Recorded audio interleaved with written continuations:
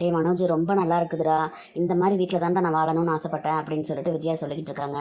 மா உன்னை பற்றி எனக்கு தெரியாதாம்மா, உனக்காக தாம்மா இந்த வீடே நாங்கள் வாங்கியிருக்கோம் அப்படின்னு சொல்லிட்டு மனோஜ் ரொம்ப பெருமையாக சொல்கிறாரு. டே பசிக்குதுடா அப்படின்னு சொல்லிட்டு விஜயா சொல்கிறாங்க. உடனே ரவி இருந்துட்டுமா நான் ஹோட்டலில் ஆர்டர் போடுறேன், ஒன்றும் பிரச்சனை இல்லை அப்படின்னு சொல்லிட்டு ஹோட்டலில் வந்து ஆர்டர் போடுறாரு. சாப்பாடு வந்தோன்னா எல்லாரும் சந்தோஷமாக சாப்பிட்டுக்கிட்டு இருக்காங்க. சாப்பிட்டுட்டு இருக்கும்போதே வந்து முத்துக்கு ஒரு கால் வருது, எடுத்து அட்டன் பண்ணி பேசுகிறாரு. அப்படியாங்க சார், நான் வந்து ஈசிஆரில் இருக்கேன், நீங்கள் வேறு யாராவது கொஞ்சம் கூப்பிட்டுக்கோங்களேன் அப்படின்னு சொல்கிறாரு. அப்படியா, சரிங்க சார் நான் வந்துடுறேன் அப்படின்னு சொல்லிட்டு முத்து ஃபோனை வச்சுறாரு. உடனே அண்ணாமலை வந்துட்டு என்னடா முத்து அப்படின்னு சொல்லி கேட்குறாரு. இல்லைப்பா எனக்கு ரெகுலராக வர கஸ்டமர் ஒருத்தர் அவசரமாக கும்மிடிப்பூண்டி வரைக்கும் போகணும்னு சொல்லி கூப்பிடுறாருப்பா அப்படின்னு சொல்லிட்டு சொல்கிறாரு. ஏன்டா 2 நாள் இங்கே இருக்கிறக்காக தான் வந்திருக்கோம், அதுக்குள்ளே இங்கேருந்து போகாட்டி என்ன, அதிசயமா நீ ஒருத்தன் தான் வண்டி ஓட்டுறியா அப்படின்னு சொல்லிட்டு விஜயா கேட்குறாங்க. உடனே அண்ணாமலை வந்துட்டு விஜயா பேசாம இரு, ரவியும் ஸ்ருதியும் வரல அப்படின்னு சொல்லும் போதே முத்து மீனாவை தான் போய் அவங்கள பேசி சமாதானம் பண்ணி வர வச்சாங்க. அப்படி இருக்கும்போது அவன் இங்கே வந்துட்டு அவன் போகணும்னு நினைப்பானா, ஏதோ முக்கியமான ஜோலிங்கிறதுனால தான் அவன் சொல்கிறான், அவனை நம்பி ஒருத்தவங்க கூப்பிடுறாங்க, அதனால தானே போகணும்னு சொல்கிறான் அப்படின்னு சொல்லிட்டு முத்து போயிட்டு எத்தனை நேரம் ஆகும் வரதுக்கு அப்படின்னு சொல்லி கேட்குறாரு. இப்போ ஒரு 2-2.5 மணி நேரத்தில் நான் வந்துடுறேன்ப்பா, எல்லாம் சாப்பிட்டாச்சுல, நீங்களாம் ரெஸ்ட் எடுத்துட்டு இருங்க, நான் வந்துடுறேன் அப்படின்னு சொல்கிறாரு. போயிட்டு வா அப்படின்னு சொல்லிட்டு அண்ணாமலை சொல்கிறாரு. சரின்னு முத்து வந்து அங்கேருந்து கிளம்பி போய் அந்த கஸ்டமர் பிக்கப் பண்ணிட்டு கும்மிடிப்பூண்டி போயிட்டு இருக்காரு. அப்புறம் அங்கே பார்த்தீங்கன்னா ரோஹிணியோட அம்மா வீட்டில் காமிக்கிறாங்க. ரோஹிணியோட அம்மா கிட்ட வந்து கிருஷ் வந்து நான் வெளியே போகணும் பாட்டி விளையாடுறதுக்கு, உடுப்பாட்டி என்னைய கதவை தர அப்படின்னு சொல்லி கேட்டுக்கிட்டு இருக்கான். இங்கே பாரு உங்கள் அம்மா தான் வந்து கதவே திறக்கக்கூடாது நீ வீட்டில் இருக்கும்போதுன்னு சொல்லியிருக்கால, பேசாமல் இரு அப்படின்னு சொல்கிறாங்க. பாட்டி அம்மா தான் இங்கே இல்லை, எல்லா பசங்களும் விளையாண்டுட்டு இருக்காங்க, என் ஃப்ரெண்ட்ஸும் பக்கத்தில் 2 வீடு தள்ளி தானே இருக்காங்க, நான் போய் கொஞ்சம் நேரம் விளையாண்டுட்டு வரேன், கதவு திறப்பாட்டி அப்படின்னு சொல்லி கெஞ்சிக்கிட்டு இருக்கான். டே கிறிஸ் சொன்னால் புரிஞ்சுக்கோ, இங்கே உள்ள விளையாடு, இல்லைன்னா உட்காந்து டிவி பாரு, அதை விட்டுட்டு ஏன்டா இப்படி பண்ணிட்டு இருக்கிற, நான் சொன்னது புரிஞ்சுக்கவே மாட்டேன் அப்படின்னு சொல்லி அவங்க பாட்டி கேட்டுட்டு இருக்காங்க. பாட்டி நீ இப்போ என்ன கதவு திறக்க போறியா இல்லையா, நான் எங்கேயும் வெளியெல்லாம் போக மாட்டேன், நான் முன்னாலே விளையாண்டுட்டு இருக்கேன், கதவு திறப்பாட்டி அப்படின்னு சொல்லிட்டு கேட்டுட்டு இருக்கான். சரி வா அப்படின்னு சொல்லிட்டு அவங்க பாட்டி வந்து கதவை திறந்து விடுறாங்க. இங்கே வேறு காம்பவுண்டுக்குள்ளே தான் விளையாண்டுட்டு இருக்கணும், வெளியே எங்கேயும் போகக்கூடாது அப்படின்னு சொல்லிட்டு அவங்க சொல்லிட்டு உள்ள வந்து சமைச்சிட்டு இருக்காங்க. கொஞ்ச நேரம் காம்பவுண்டுக்குள்ளே விளையாண்டுட்டு இருந்த கிறிஸ் வந்து வெளியே போய் விளையாட ஆரம்பிச்சிடறான். வெளியே போனால் அங்கே பக்கத்து வீட்டு பசங்கள்லாம் வந்து கிரிக்கெட் விளையாண்டுட்டு இருக்காங்க. அவங்க கூட சேர்ந்து இவனும் கிரிக்கெட் விளையாடுறான். விளையாண்டுட்டு இருக்கும்போது வந்து ஒரு பையன் தூக்கி வீசின பால் வந்து அப்படியே கிறிஷோட தலையில பட்டு அடிபட்டுருது.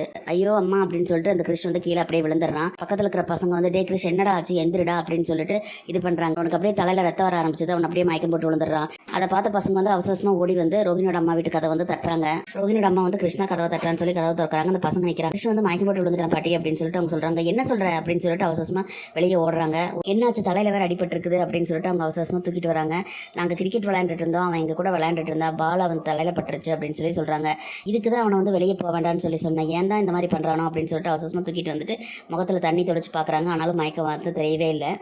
ஐயோ என்ன பண்ணுறதுனே தெரியலையே, இங்கே பக்கத்தில் எங்கே ஹாஸ்பிட்டல் இருக்கணும் எனக்கு தெரியலையே அப்படின்னு சொல்லிட்டு தலையில் வேற ரத்தம் வந்துகிட்டு இருக்குது இப்படி அப்படின்னு சொல்லிட்டு அவங்க பயந்துட்டு மஞ்சள் பத்து போட்டு தலையில் கட்டி விட்டுட்டு எங்கே இங்கே ஹாஸ்பிட்டல் பக்கத்தில் போகிறதுன்னு தெரியல, நம்ம ஏதாவது விசாரிச்சுட்டு போகலாம், அதுக்குள்ளே கல்யாணிக்கு ஃபோன் பண்ணி வர சொல்லிடலாம் அப்படின்னு சொல்லிட்டு அவங்க ஃபோன் எடுத்து ரோஹிணிக்கு கால் பண்ணுறாங்க. அங்கே பார்த்தீங்கன்னா ரோஹிணி வந்து மனோஜ் கிட்டையும் விஜயா கிட்டையும் உட்காந்து சந்தோஷமாக பேசிக்கிட்டு இருக்காங்க. அப்போ பார்த்து ஃபோன் வருது. ஃபோன் எடுத்து பார்த்தோம்னா அவங்க அம்மா தான் அப்படின்னு தெரிஞ்சுன்னா முகமே மாறி போயிடுது. அப்படியே அதை சமாளிச்சுக்கிட்டு ஃபோனை எடுத்துகிட்டே வந்து எந்திரிச்சு அப்படியே அந்த பக்கம் போகிறாங்க பேசுறதுக்கு. என்னாச்சு ரோஹிணி அப்படின்னு சொல்லிட்டு மனோஜ் கேட்குறாரு. இல்லைங்க ஒரு கிளைண்ட்டை கால் பண்ணுறாங்க, என்னன்னு பேசிட்டு வரேன், டவர் கிடைக்காதுல்ல உள்ள அப்படின்னு சொல்லிட்டு அப்படியே நகர்ந்து அப்படியே வராங்க. என்னம்மா எதுக்கு கூப்பிட்டுருக்கேன், இப்போ நான் தான் சொன்னேன்ல இந்த வீக்கெண்ட் வந்து நான் அந்த பொது பங்களாக்காக நாங்கள் அங்கே போகிற குடும்பத்தோடன்னு சொன்னேன்ல, ஃபோன் பண்ணாதேன்னு சொன்னேன்ல, அப்புறம் எதுக்கு ஃபோன் பண்ணியிருக்கேன் அப்படின்னு சொல்லிட்டு கேட்குறாங்க. ஏ கல்யாணி நான் எதுக்காக கூப்பிட்டுருக்கேன்னு தெரியாம நீ பாட்டுக்கு இஷ்டத்துக்கு பேசிட்டு இருக்காத, கிருஷ்ண வந்து விளையாண்டுட்டு இருக்கும்போது அவன் தலையில் அடிபட்டுருச்சு, அவன் தலையில் வேற பயங்கரமாக ரத்தம் வருது, மயக்கம் போட்டு வேற கிடக்குறான், பக்கத்தில் எந்த ஆஸ்பத்திரிக்கு போகிறதுனே தெரியல, நான் ஆட்டோ பிடிச்சி ஏதாவது ஒரு ஹாஸ்பிட்டலுக்கு போகிறேன், நீ கிளம்பி வா, நான் அங்கே ஹாஸ்பிட்டல் போனதுக்கப்புறம் எந்த ஹாஸ்பிட்டல்னு நீ வரும்போது சொல்கிறேன், சீக்கிரமா வா அப்படின்னு சொல்கிறாங்க. உடனே ரோஹிணி வந்துட்டு என்ன சொல்கிறேன், அவனுக்கு எப்படி அடிபட்டுச்சு, அவனை தான் நான் வந்து கதவு திறந்து வெளியே அனுப்பாதேன்னு சொல்லியிருக்கிறேன்ல, நீ எதுக்கு அவனை வெளியே அமிச்ச அப்படின்னு சொல்லிட்டு கேட்குறாங்க. இங்கே பாரு அதெல்லாம் பேசுறதுக்கு நேரம் இல்லை, இங்கே பாரு அதெல்லாம் நீ பேசிட்டு இருக்காது, அதெல்லாம் பேசுறதுக்கு நேரம் இல்லை, சின்ன பசங்கன்னா அப்படி தான் இருப்பாங்க, எத்தனை நேரம் அவனை வீட்டுக்குள்ளே தான் இருப்பான், ரொம்ப நேரம் நான் சொல்லி பார்த்துட்டு அவன் கேட்கல, 2 நாள் சனி ஞாயிறு லீவு, 2 நாள் அடைச்சே வச்சுட்டு இருக்க முடியாது, கொஞ்ச நேரமாவது நான் விளையாடுறேன் வெளியே போக மாட்டேன் அப்படின்னு சொல்லி அவன் என்கிட்ட அத்தனை தூரம் கெஞ்சிக்கிட்டு கிடக்குறான், அதனால காம்பவுண்ட் சத்துக்குள்ளேயே விளையாண்டுட்டுன்னு சொல்லி தான் நான் கதவை திறந்து விட்டுட்டு சமையல் வேலை பார்த்துட்டு இருந்தேன், அதுக்குள்ளே பசங்க விளையாண்டுட்டு இருக்காங்கன்னு சொல்லிட்டு கிரிக்கெட் விளையாட வெளியே போயிருக்கான், பால் தலையில பட்டு அடிபட்டு இருக்குது, நீ கிளம்பி வா முதல்ல, நீ சும்மா வேக்கனை பேசிட்டு இருக்காது அப்படின்னு சொல்லிட்டு அவங்க சொல்கிறாங்க. எல்லாம் என் தலையெழுத்து, சொன்னதை கேட்காம உன் இஷ்டத்துக்கு அவனை விளையாட விட்டுட்டு இப்போ வந்து என்னை வந்து அது இதுன்னு சொல்லிக்கிட்டு இருக்கியா, நாங்கள் புது வீடு வாங்குறதோட இது இன்றைக்கி தான் வந்து நல்லபடியாக முடிஞ்சிருக்குது, அந்த நேரம் பார்த்து இப்படி தலையில் அடிபட்டுருக்குது அப்படி இப்படின்னு சொல்லிக்கிட்டு இருக்க அப்படின்னு சொல்லி கேட்குறாங்க. உனக்கு வந்து உன் பையன் முக்கியமா உனக்கு வீடு முக்கியமா அப்படின்னு சொல்லிட்டு அவங்க அம்மா கேட்குறாங்க. இப்போ பாரு நீ தேவையில்லாமலாம் பேசிக்கிட்டு இருக்காது அப்படின்னு சொல்லிட்டு ரோஹிணி கத்துறாங்க. இப்போ நீ வர முடியுமா முடியாதா அப்படின்னு சொல்லிட்டு அவங்க அம்மா கேட்குறாங்க. இந்த புது வீடு இன்னைக்கு தான் வாங்கியிருக்கோம், எல்லாரும் குடும்பத்தோட 2 நாள் தங்கறதுக்காக இங்கே வந்திருக்காங்க, எல்லாரும் இங்கே இருக்கும்போது நான் வாட்டுக்கு கிளம்பி இங்கே வந்தேன்னா உங்களுக்கு சந்தேகம் வரும், அதுவும் இல்லாமல் ஆண்டி வேற என்ன விட மாட்டாங்க அப்படின்னு சொல்லிட்டு சொல்கிறாங்க. ஓ அப்போ இப்போ என்ன தான் சொல்ல வர, அப்போ நீ வர முடியாதுன்னு சொல்கிற அப்படி தானே அப்படின்னு சொல்லிட்டு அவங்க கேட்குறாங்க. அம்மா கொஞ்சம் புரிஞ்சுக்கோமா, நீ பக்கத்தில் இருக்கிற ஹாஸ்பிட்டலுக்கு கிருஷை தூக்கிட்டு போ, ஒன்றும் பிரச்சனை இருக்காது, நீ போய் டாக்டர் பார்த்துட்டு எனக்கு கால் பண்ணு எப்படி இருக்குன்னு சொல்லு அப்படின்னு சொல்லிட்டு சொல்கிறாங்க. எனக்கு இப்போ தாண்டி புரியுது, காசு பணம் வர ஆரம்பிச்சுன்னா நீ ரொம்ப மாறிட்டேன். நானும் கிருஷோ வந்து உனக்கு ரொம்ப முக்கியம் கிடையாது, ஏதோ போனால் போதுன்னு சொல்லி தான் எங்களை வீடு எடுத்து இங்கே தங்க வச்சிருக்கேன். அதுவும் உனக்கு பிரச்சனை வந்துடக்கூடாது, முத்துத்தம்பிக்கு அந்த வீடு தெரிஞ்சிருச்சு அப்படிங்கிறதுனால தான் எங்களை கிராமத்துலேருந்து இங்கே கூட்டிகிட்டு வந்து மறைச்சு வச்சிருக்கேன். அதானே உனக்கு வந்து உன்னோட சந்தோஷம் மட்டும் தான் பெருசாக போச்சே தவிர எங்களை பற்றி உனக்கு எந்த கவலையும் இல்லை அப்படி தானே? ஃபோனை வை, நீ எனக்கு ஃபோன் பண்ணிடாத, நீ நாங்கள் 2 பேரும் இருக்கமா சத்தாங்கிறத பற்றி நீ கவலைப்பட வேண்டாம் அப்படின்னு சொல்லிட்டு அவங்க அவசரமாக ஃபோனை வச்சிடறாங்க. ஃபோனை வச்சுட்டு அவசரமாக கிருஷை தூக்கிட்டு வெளியே வராங்க. வெளியே வந்து ஆட்டோக்காக வெயிட் பண்ணிக்கிட்டு இருக்காங்க. ஒரு ஆட்டோ வருது, ஆட்டோவில் ஏறிடுறாங்க. பக்கத்தில் ஏதாவது ஹாஸ்பிட்டலுக்கு போப்பா தம்பி அப்படின்னு சொல்லிட்டு போயிட்டு இருக்காங்க. அப்போ பார்த்தீங்கன்னா முத்து வந்து கும்மிடிப்பூண்டிலேருந்து திரும்பி வந்துட்டு இருக்காரு வந்து கரெக்டாக அவங்க ஆட்டோவில் போயிட்டு இருக்க பின்னாலே வராரு. இந்த நேரம் பார்த்து போயிட்டு இருக்க ஆட்டோ வந்து சடனாக நின்றுது. என்னாச்சுப்பா தம்பி, சீக்கிரமாக போப்பா அப்படின்னு சொல்லிட்டு அவங்க சொல்கிறாங்க. இருங்கம்மா என்னன்னு தெரியல, ஆட்டோ நின்றுச்சு அப்படின்னு சொல்லிட்டு அவரும் ஸ்டார்ட் பண்ணி பார்க்குறாரு. ஆட்டோ வந்து ஸ்டார்ட் ஆக மாட்டேது. சரின்னு சொல்லி அவரும் இறங்கி அதை இதையும் பார்க்குறாரு. ஏதோ ஆட்டோ வந்து இதாக மாட்டேங்குது. என்ன தம்பி ஆச்சு, பையனுக்கு வேறு தலையில் ரத்தம் வந்துக்கிட்டு இருக்குது, சீக்கிரமாக போப்பா அப்படின்னு சொல்லவும், அம்மா ஆட்டோ ஏதாவது ரிப்பேராக இருக்குது, இருங்கம்மா நான் வேறு ஆட்டோ பிடிச்சி கொடுக்குறேன், இல்லை வேறு ஏதாவது வண்டி வருதான்னு பார்க்குறேன் அப்படின்னு சொல்லிட்டு பார்க்குறாரு. அப்போ வந்து லக்ஷ்மி கீழே இறங்கி நின்றுட்டு சரி இப்போ சீக்கிரமாக கூப்பிடுப்பா அப்படின்னு சொல்லிட்டு பரிசை வந்து ஆட்டோக்குள்ளே படுக்க வச்சிருக்காங்க. அந்த நேரம் பார்த்து அவங்க நின்றுட்டு இருக்கிற இடத்துல திருப்புறாரு முத்து. அப்போ வந்து லக்ஷ்மி அங்கே நிற்கிறத பார்த்துடுறாங்க. கிருஷ்ணோட பாட்டி என்ன இங்கே நின்றுட்டு இருக்காங்க, அப்போ இந்த ஏரியாவில் தான் அவங்க இருக்காங்களா அப்படின்னு சொல்லிட்டு காரை திருப்பிட்டு இப்படியே பக்கத்தில் வராரு. பக்கத்தில் வரும்போதே வந்து இது கேப் தானேன்னு சொல்லிட்டு ஆட்டோ டிரைவர் வந்து கை காமிக்கிறாரு. கை காமிச்சுன்னா அவர் நிறுத்திடுறாரு. வெளியே இறங்கி வந்துட்டு என்னாச்சு அப்படின்னு சொல்லிட்டு கேட்குறாங்க. முத்துவை பார்த்தோன்னு ரோஹினோட அம்மாக்கு வந்து அப்படியே பயங்கர ஷாக் ஆயிருது. இருந்தாலும் என்ன பண்ணுறதுனே தெரியாமல் பதட்டத்தில் வந்து முத்து கிருஷுக்கு வந்து அடிபட்டுருச்சுப்பா, ஹாஸ்பிட்டலுக்கு போனோம், ஆட்டோ வேறு ரிப்பேர் ஆயிடுச்சு, கொஞ்சம் உதவி பண்ணப்பா அப்படின்னு சொல்லி கேட்குறாங்க. என்னம்மா நீங்கள் போய் என்கிட்ட உதவி அது இதுன்னு கேட்குறீங்கன்னு சொல்லிட்டு முத்து வந்து ஓடி வந்து அந்த கிருஷை வந்து தூக்கிட்டு அப்படியே காருக்குள்ள வைக்கிறாரு. ரோஹினோட அம்மாவும் வந்து கார்ல ஏறிறாங்க. முத்து வந்து வண்டியை ஸ்பீடாக ஓட்டிட்டு போய் பக்கத்தில் இருக்கிற ஹாஸ்பிட்டலில் கொண்டு போய் சேர்க்குறாங்க. உள்ள ரூம்குள்ள கூட்டிட்டு போயிடறாங்க. கிருஷ்ண டாக்டர் வந்து பார்த்துக்கிட்டு இருக்காங்க. அப்போ முத்து இருந்துட்டு என்னமாச்சு கிருஷ்க்கு அப்படின்னு சொல்லி கேட்குறாரு. இல்லைப்பா பசங்களோட வெளியே விளையாண்டுட்டு இருந்தான், தலையில் பால் பட்டு அடிபட்டுருச்சுப்பா, ரத்தம் வேற ரொம்ப வருது, மயக்கம் வேற போட்டு விழுந்துட்டான், மயக்கம் போட்டவன் எந்திரிக்கவே மாட்டேங்கிறான், எனக்கு ரொம்ப பயமாயிடுச்சு, அதனால தான் அவசரமாக தூக்கிட்டு வந்தேன், ஆட்டோ வேறு ரிப்பேர் ஆயிடுச்சு அப்படின்னு சொல்லிட்டு அவங்க அழுதுட்டே சொல்கிறாங்க. சரி விடுங்கம்மா, ஒன்றாகாது, சின்ன பையன் தானே, விளையாட்டில் அடிபட்டுருச்சு, டாக்டர் தான் பார்த்துட்டு இருக்காங்களா, ஒரு பிரச்சனையும் இருக்காதுமா அப்படின்னு சொல்லிட்டு முத்து வந்து சமாதானப்படுத்துறாரு. அவங்க பொண்ணு வரலையா கூட அப்படின்னு சொல்லிட்டு முத்து கேட்குறாரு. முத்து அப்படி கேட்ட உடனே அவங்களுக்கு வந்து ரொம்ப ஃபீல் ஆயிடுது. அப்படியே ரொம்ப உடஞ்சு போய் அழுகுறாங்க. இல்லைப்பா அவள் வரல, அவளுக்கு ஏதோ முக்கியமான வேலை இருக்காம அதனால வர முடியாதுன்னு சொல்லி என்னையவே போக சொல்லிட்டா அப்படின்னு சொல்லிட்டு அவங்க அழுதுட்டே சொல்கிறாங்க.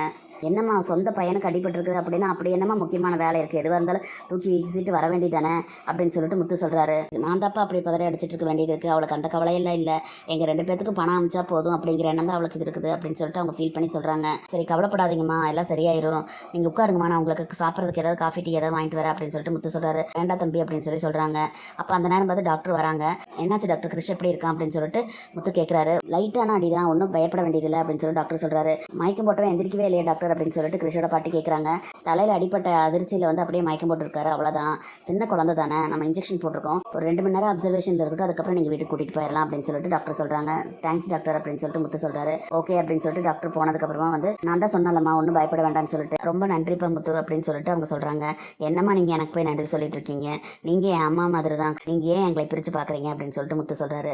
இல்லைப்பா நான் எத்தனையோ தடவை வந்து நீ ஃபோன் பண்ணும்போதெல்லாம் உன்னை வந்து நான் தவிர்த்துட்டு உன்னை அவமானப்படுத்தி பேசிட்டேன், ஆனால் இப்போ அவசரத்துக்கு நீ தான் வந்து எனக்கு உதவி இருக்க அப்படின்னு சொல்லிட்டு அவங்க ஃபீல் பண்ணி சொல்கிறாங்க. விடுங்கம்மா, இதெல்லாம் ஒரு விஷயமே இல்லை, சரி நீங்கள் கவலைப்படாமல் உட்காருங்கம்மா அப்படின்னு சொல்லிட்டு முத்து சொல்கிறாரு. சரிப்பா நீ வந்து இத்தனை தூரம் உதவி செஞ்சதுக்கு ரொம்ப நன்றிப்பா, நீ கிளம்பு நான் பார்த்துக்கிறேன் அப்படின்னு சொல்லிட்டு அவங்க சொல்கிறாங்க. என்னம்மா நீங்கள் இப்படி உங்களை விட்டுட்டு போகிறதுக்கு எனக்கு மனசு வருமா, 2 மணி நேரம் தானே டாக்டருக்கு சொல்கிறாங்க, 2 மணி நேரம் கழிச்சு நானே கூட்டிகிட்டு போய் உங்கள் 2 பேர்த்து வீட்டில் விட்டுட்டு போகிறேன் அப்படின்னு சொல்லி முத்து சொல்கிறாரு. ஐயோ வேண்டாப்பா, இதுவே எனக்கு நீ செஞ்சது பெரிய உதவி, நீ கிளம்புப்பா அப்படின்னு சொல்லி சொல்கிறாங்க. ஏமா அப்படி சொல்கிறீங்க, நான் உங்கள் வீட்டுக்கு வரக்கூடாதா அப்படின்னு சொல்லி முத்து கேட்குறாரு. அதை கேட்ட உடனே வந்து அவங்களுக்கு ஒரு மாதிரி ஆயிடுது. என்ன பதில் சொல்கிறேனே தெரியாமல் கையை பசிச்சுட்டு அப்படியே நிற்கிறாங்க.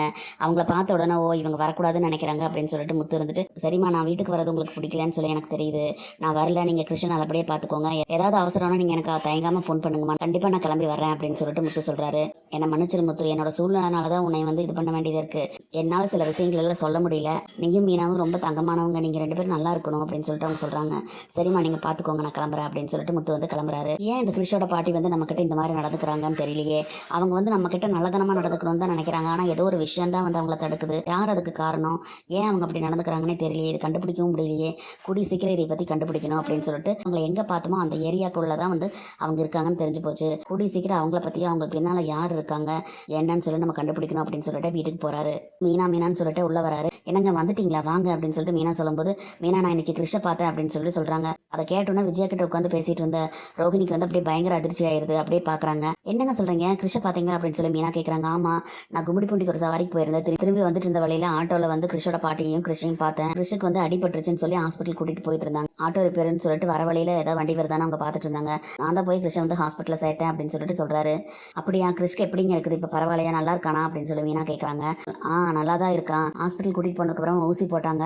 ரெண்டு மணி நேரம் கழிச்சு வீட்டுக்கு கூட்டிகிட்டு போகலான்னு சொல்லி சொன்னாங்க. நான் 2 மணி நேரம் கழிச்சு வீட்டுக்கு கூட்டிகிட்டு போகலான்னு சொல்லிட்டாங்க அப்படின்னு சொல்லிட்டு சொல்கிறாரு. அதை கேட்டோன்னே தான் வந்து ரோகிணிக்கு ஒரு மாதிரி ஆகுது. இருந்தாலும் இந்த முத்துக்கு தெரிஞ்சு போச்சு அப்படிங்கிற இதுலேயே வந்து அவங்க முழிச்சிட்டு இருக்காங்க. பார்த்த மனோஜ் வந்து என்ன ரோகிணி ஒரு மாதிரி இருக்கு அப்படின்னு சொல்லி கேட்குறாங்க. இல்லை, நமக்கு தெரிஞ்ச பையன் தானே, நம்ம வீட்டுக்குலாம் அந்த பையன் வந்திருக்கான்ல, அவனுக்கு அடிபட்டுருச்சுன்னு சொல்லி முத்து சொல்கிறாரு. அதை நினச்சி தான் எனக்கு ஒரு மாதிரி இருக்குது அப்படிங்கிற மாதிரி சொல்கிறாங்க. பசங்கன்னா அப்படி தான் இருப்பாங்க ரோகிணி, விடு, சின்ன பசங்க தானே விளையாண்டுட்டு இருந்திருக்கான், அடிபட்டுருக்குது, அவ்வளோதான், அதான் இவன் கூட்டிகிட்டு போயிட்டானல்ல அப்படின்னு சொல்லி சொல்கிறாங்க. அப்போ மீனா இருந்துட்டு, எங்கள் 2 மணி நேரத்தில் வீட்டுக்கு கூட்டிகிட்டு போகலான்னு சொல்லி சொன்னதுக்கப்புறம் நீங்கள் எங்கே கிளம்பி வந்தீங்க, அவங்க வீட்டுக்கு கொண்டு போய் விட்டுட்டு வந்திருக்கலாம்ல அப்படின்னு சொல்லி கேட்குறாங்க. மீனா, நீ சொல்லினே எனக்கு தெரியாதா, நான் வந்து அவங்க வீட்டில் கூட்டிகிட்டு போய் விட்டுறேன்னு தான் சொன்னேன், அவங்க தான் வந்து வேண்டாம் அப்படின்னு சொல்லிட்டாங்க. அவங்கக்கிட்ட ஏதோ ஒரு விஷயம் இருக்குது மீனா, என்னன்னே தெரியல.